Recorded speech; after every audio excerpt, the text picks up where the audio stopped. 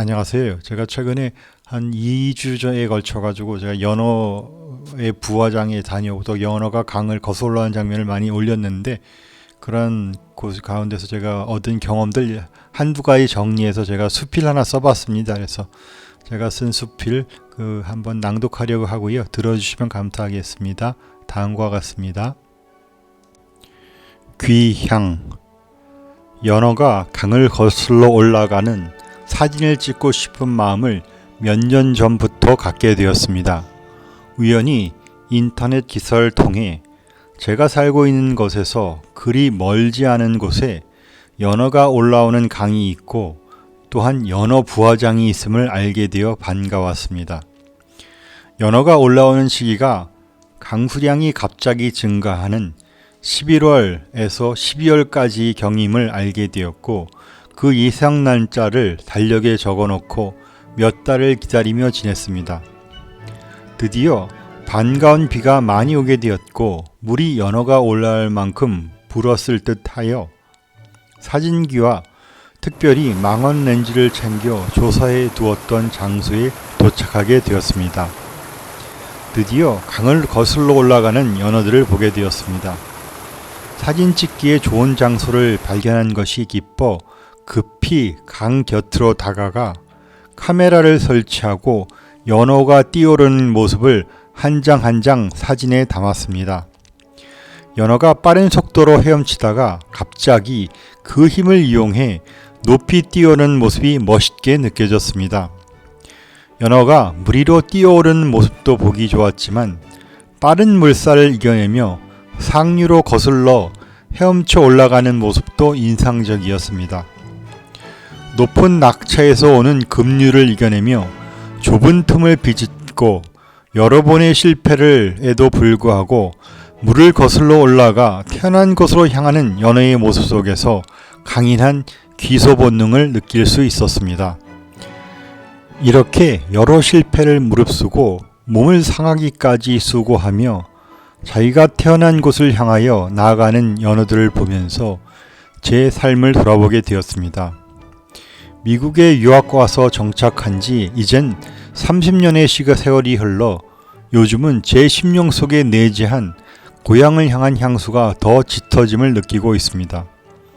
그러던 중 오래전 제가 어린 시절을 보낸 고향과 같은 곳을 방문했던 기억이 떠올랐습니다. 제가 어린 시절 지내던 곳이 무허가 철거촌으로 어려운 삶을 살던 곳이긴 하지만 누구나 그렇듯이 어린 시절 자란 고향에는 어떤 아름다움이 입혀진 추억이 있는 듯 합니다. 하지만 다시 어린 시절 기억을 더듬어 다시 방문한 철거촌은 이미 흔적도 없이 사라져버렸고, 물이 흐르는 천이 범람하는 것을 막기 위해 시멘트 벽과 제방둑으로 변해버린 다른 장소였습니다. 다시 돌아가 본 고향에서 제 마음속에 아련히 남아있던 어떤 향수를 채울 수는 없었습니다. 그때는 알지 못하였지만 이제 생각해보니 제가 마음속에 지녔던 향수는 어릴 때 자라던 곳을 향한 것이 아니었습니다. 만약 향수가 어릴 때 자라던 장소를 향한 것이라면 제가 태어나고 자란 곳을 찾아갔을 때에 향수가 해결되었을 터인데 오히려 더 마음이 아려졌던 것을 보면 제 향수의 근원은 더 근원적인 고향, 즉 봉양을 향한 향수임을 생각해보게 되었습니다. 바로 우리가 등을 돌리고 도망치듯 쫓겨나왔던 성경에 나오는 에덴에 대한 향수가 우리들의 심령 속에 연애의 강한 기소 본능 못지않게 기록되어 있기 때문임을 묵상해 보게 되었습니다. 이 향수는 에덴으로 돌아가도 채워질 수 없는 더 깊은 향수일지도 모르겠습니다. 오직 나를 위해 죽으시고 새 에덴을 천상에 만들어 놓으신 예수님이 함께 하시는 새 나라에 이를 때에야 제 속에 남아있는 해결되지 않는 향수도 다 씻겨질 것임을 묵상해 보게 되었습니다. 그날을 위해 연어처럼 세상의 흐름을 때로는 거스르며 장애물도 때로는 뛰어넘으며 천국에 이를 날을 준비하여야 함도 생각해 보았습니다. 연어에 대해 조사해 보면서 새롭게 알게 된 사실은 연어가 생태계에서 담당하는 중요한 역할이 있다는 것이었습니다. 많은 연어들이 자기가 태어난 상류에 도착해 알을 낳고는 죽게 되는데, 이때 남겨진 연어의 시체들이 생태계에 중요한 양분을 제공하게 된다고 합니다. 바다에서 많은 영양분을 몸에 담고 와서 죽음을 통해 강 상류에 영양분을 전하는 역할을 한다는 것입니다. 이렇게 연어가 죽어 제공된 영양분은 작은 미생물들의 먹이가 되며 다시 이 미생물들을 먹는 더 큰 미생물들과 또 이를 먹는 갑각류와 같은 작은 생물들의 먹잇감으로 사용된다고 합니다.